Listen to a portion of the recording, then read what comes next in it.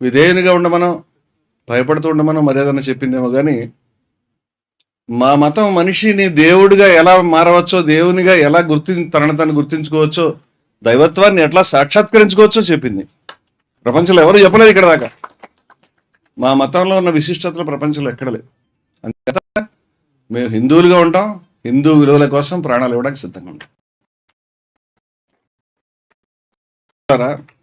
విజయ విహారం అనే పత్రిక ఈ జనరేషన్లో,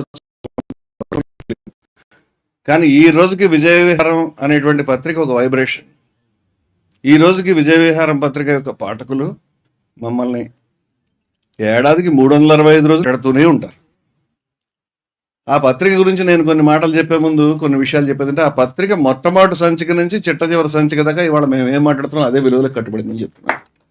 మొట్టమొదటి సంచికలో దాశరథి రంగాచార్యులు, శ్రీమాన్ దాశరథి రంగాచార్యుల వారి వాళ్ళు లేరు. దాశరథి రంగాచార్యుల వారి యొక్క రచన ఉపనిషత్తుల అమృత సందేశం అనేటువంటిది సీరియలైజ్ చేశాం ఫ్రమ్ ద డే 1. ఎంతమంది మహనీయుల యొక్క ఇంటర్వ్యూలు, ప్రబోధాలు ఆ పత్రికలో వచ్చినాయంటే, రామకృష్ణ మిషన్ మీద స్పెషల్ ఇష్యూ చేశాం, స్వామి పరమార్థానంద ఇంటర్వ్యూ చేశాం. ఇవాళ విషయం కాదు, 2000 సంవత్సరం విషయం చెప్తున్నాను. శ్రీ నారాయణ గురు, స్వామి దయానంద సరస్వతి, శ్రీ రామానుజులు, ఆదిశంకరులు, రమణ మహర్షి, ఎంతమంది గురించి ఆ పత్రికలో విస్తారంగా వచ్చిందంటే, చాలా విస్తారంగా. బహుశా ఆ పత్రిక చాటినంత గొప్పగా మరెవరు చాటలేదేమో అన్నంత గొప్పగా ఆ పత్రిక అనేక విషయాలపైన పనిచేసింది. కుల సమానత్వానికి వ్యతిరేకంగా పనిచేసింది, సమాజంలో అక్రమాలకు వ్యతిరేకంగా పనిచేసింది. ఇవాళకి గుర్తుపెట్టుకోదగినటువంటి అతి తీవ్రమైన భూకంపం పుట్టించే కుంభకోణాలను బయటికి తీసుకొచ్చింది. 5 సంవత్సరాలు మా పత్రిక చరిత్రలో మేము ఒక పార్టీకి అనుకూలంగా కానీ వ్యతిరేకంగానే పనిచేసామని ఎవరూ చెప్పలేరు. ఒకే సమయంలో కాంగ్రెస్, తెలుగుదేశం, కమ్యూనిస్ట్ పార్టీలు, నక్సలైట్ పార్టీలు, ఆర్ఎస్ఎస్, బీజేపీ అందరినీ కూడా విభిన్నమైన సందర్భాల్లో మేము ప్రశ్నించడం, వారితో అవసరమైన మేరకు వాగ్వివాదం, అవసరమైన మేరకు నిజాలను బయటకు తీసుకురావటం, దాని మీద ఘర్షణ అంటే ఘర్షణ, అటువంటివి జరిగినాయి. అందుచేత ఆ పత్రిక సత్యాన్ని ప్రేమించింది, సత్యానికి స్నేహితుడిగా ఉంది తప్పితే మరి ఎవరికి స్నేహితుడిగా లేదు. అందుచేత మమ్మల్ని యూ కెనాట్ జస్ట్ బ్రాండ్ అస్. మమ్మల్ని తీసుకెళ్ళి మీరు ఎక్కడొక్కడ బ్రాండ్ చేసి నిలబెట్టడం నా శత్రువులందరికీ కూడా చాలా చేదు వార్త ఏంటంటే, మీరు ఏదైనా మాట్లాడితే నేను 4 ఇష్యూ తీసి చూపిస్తాను. I can show you 4. People's వారిని బహిరంగ లేఖ రాసినటువంటి, సంచలనం సృష్టించి ఓపెన్ లెటర్ రాసి ఛాలెంజ్ చేసినటువంటి వ్యక్తులం మేము. కొండలపైకి ఇంటర్వ్యూలు చేసిన వ్యక్తులం, అదే సమయంలో ఛాలెంజ్ చేసిన వ్యక్తులం. అంచేత మమ్మల్ని బ్రాండ్ చేయలేరు మీరు, మీకు ఇచ్చేది. ఏ పార్టీ కూడా మేము స్నేహితులుగా ఆ రోజు లేమని, వారి మంచిని స్వాగతించిన, వారి యొక్క చీకటిని బయటపడడానికి వెనుకంజ వేసిన వాళ్ళం కాదని అందరికీ తెలుసు ఆ విషయం. అది ఒక అంశం. అలాగే హిందూ మతాన్ని గురించి నేను చెప్పాను. జయభారత్ అనేటువంటి సంస్థ 2002లో ప్రారంభమైంది. అది విజయ విహారం పత్రికలో, విజయ విహారం పత్రిక చదువుకుని నిద్ర పట్టక, ఏమి చేయలేక, అప్పటికప్పుడు చేస్తున్న పనులన్నీ వదిలిపెట్టి, వ్యాపారాలని పక్కన పెట్టి, ఉద్యోగాలను వదులుకుని వచ్చినటువంటి 10 మంది యువతుల యొక్క త్యాగపూరితమైనటువంటి ఆచరణ వల్ల ఇవాళ జయభారత్ ఉద్యమం నడుస్తూ ఉంది 25 సంవత్సరాల నుంచి. I can name them. I can tell you 1000 stories. వేల త్యాగాలను చెప్పగలుగుతాం. ఇటువంటి నిన్న జరిగిన దాడికి చాలామంది కలతపడ్డారు, కానీ ఇంతకంటే చాలా పెద్ద తుఫానులను మేము ఎదుర్కొన్న అనే విషయం చెప్తున్నాను. ఇవాళ ఆంధ్రప్రదేశ్లో సోదరుడు రావణ్కి సంబంధించినటువంటి ఊపా కేసు పెట్టినప్పుడు నేను ఊపా కేసు పెట్టడం చాలా దారుణం అని ఖండించాను. చాలామందికి పాపం నచ్చకపోవచ్చు, ఇబ్బంది ఉండొచ్చు. అయితే దానికి ముందు ఇంకో విషయం చెప్తాను. నేను రావణ్ మీద ఆయన రాసినటువంటి లేదా ఆయన వాయిస్ ఓవర్ ఇచ్చినటువంటి ఒక పీస్ గురించి ఊపా పెట్టే ప్రయత్నం చేశారు.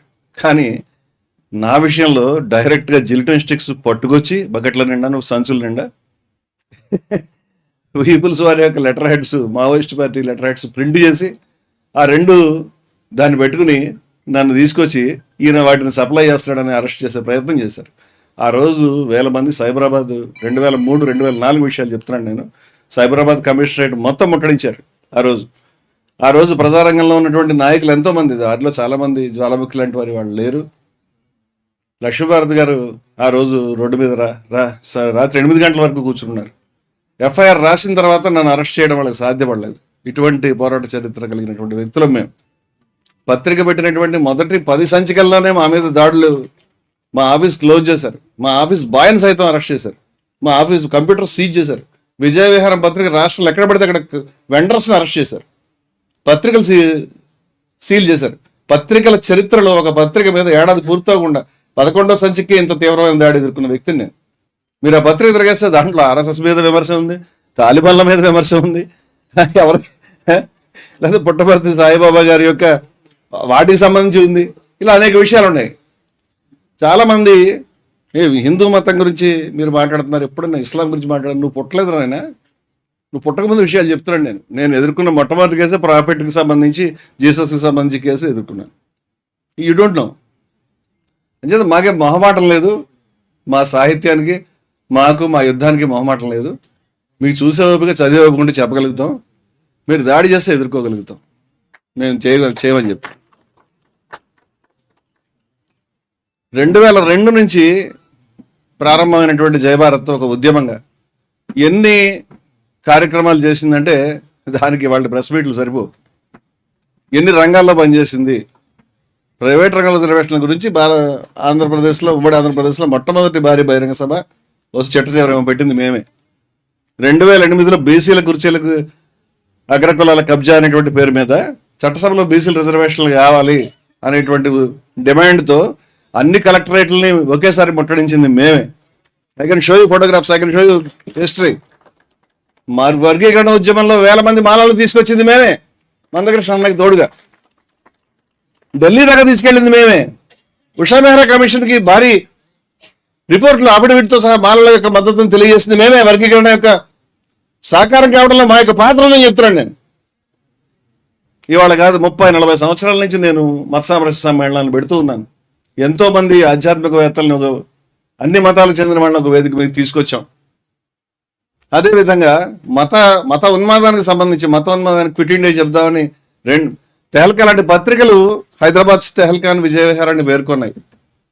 మేము గుజరాత్ అల్లర్లు జరిగినప్పుడు 5.5 లక్షల శాంతి ప్రతిజ్ఞలు చేయించాం. 1 కాదు 2 కాదు, పత్రికలో కాల్ చేసి ఇంటింటికి తిరిగి హిందువులు ముస్లింలు కలిసి ఉండాలి, సమైక్యంగా ఉండాలని. మీకు నచ్చకపోవచ్చు ఆ విషయం, కానీ మేము మీకు నచ్చకపోయిన పనులు చేస్తానే ఉంటే చెప్తానే ఉంటారు. బాయ్, ఇండైజెషన్ టాబ్లెట్లు వేసుకుని వినండి, ఇలాంటి మాటలన్నీ కూడాను చాలా ఇబ్బంది పడతారు మీరు. అదేవిధంగా మీరు 2002 నుంచి ప్రారంభమైనటువంటి జయభారత్ ఉద్యమం, జాన్ కొంకి గారు, వారు గీతాచార్యులు వారిని వేదిక మీకు రావాల్సిన కోరుతున్నాను. వారికి కండువా వేయండి.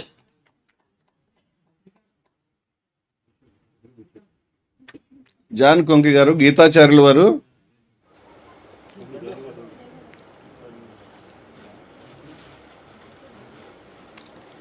మిత్రులారా, జయభారత్ ఉద్యమం ఇవాళ కనీసం 15-20 సంవత్సరాలుగా ఉన్నది.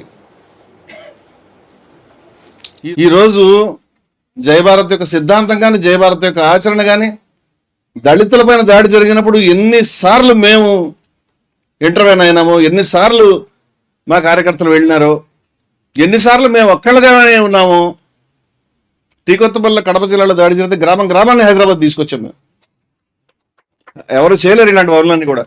ఎన్ని భూ పోరాటాల్లో మేము పాల్గొన్నాము, ఎన్ని చోట్ల మేము పంచినటువంటి భూములు ఉన్నాయో అవి ఏ విధంగా సువ్యవస్థితంగా ఇప్పటికి కూడా ఆ యొక్క పేదల రైతుల చేతిలో ఉన్నాయో, ఎన్నిసార్లు జయభారత్ కార్యకర్తలు అరెస్ట్ అయినారో, ఎన్ని సంఘటనలు పాల్గొన్నారు, మనం చెప్పలేము ఆ విషయాన్ని.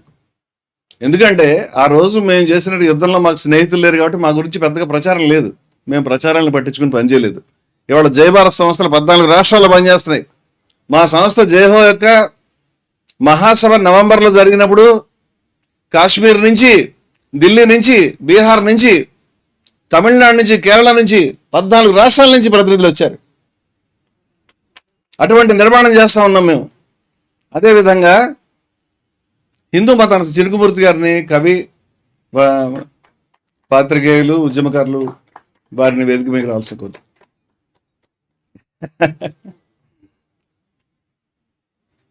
అదేవిధంగా అయ్యా అవధానం రఘుకుమార్ పెద్దలు వారిని వేదిక పైకి రావాల్సి కోరు. మిత్రులారా,